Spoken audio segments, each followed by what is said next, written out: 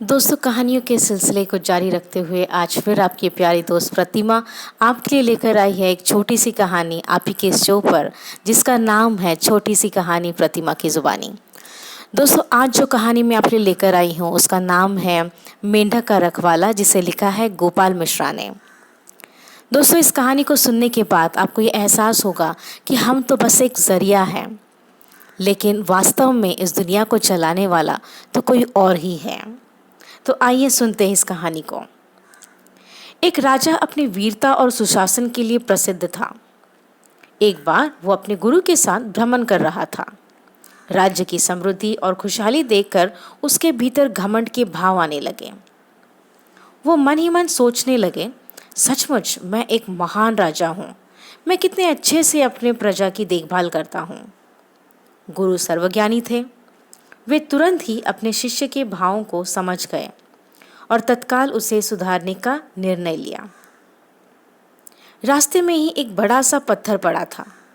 गुरुजी ने सैनिकों को उसे तोड़ने का निर्देश दिया। जैसे ही सैनिकों ने पत्थर के 2 टुकड़े किए, एक अविश्वसनीय दृश्य देखा। पत्थर के बीचों बीच कुछ पानी जमा था और उसमें एक छोटा सा मेंढक रह रहा था। पत्थर टूटते ही वो अपनी कैद से निकलकर भागा।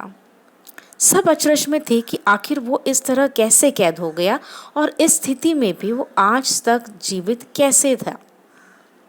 अब गुरुजी राजा की तरफ पलटे और पूछा, अगर आप ऐसा सोचते हैं कि आप इस राज्य में हर किसी का ध्यान रख रहे हैं, सबको पाल पोष रहे हैं, तो बताइए पत्थरों के बीच फंसे उस मेंढक का ध्यान कौन रख रहा था? बताइए कौन है इस मेंढक का रखवाला? राजा को अपनी गलती का एहसास हो चुका था। उसने अपने अभिमान पर पछतावा किया। गुरु की कृपा से वे जान चुके थे कि वो ईश्वर ही है जिसने हर एक जीव को बनाया है और वही है जो सबका ध्यान रखता है। गोपाल मिश्रा। दोस्तों, कई बार अच्छा काम करने पर मिलने वाले यश और प्रसिद्धि से लोगों के मन में अहंकार घर कर जाता है और अंततः यही उनके अपयश और दुर्गति का कारण बनता है। तो हमें ध्यान रखना चाहिए कि हम चाहे इस जीवन में किसी भी मुकाम पर पहुंच जाए, पर कभी घमंड नहीं करना चाहिए और सदा अपने अर्थपूर्ण जीवन के लिए उस सर्वशक्तिमान ईश्वर अल्लाह वाहिगुरु के कृतज्ञ रहें।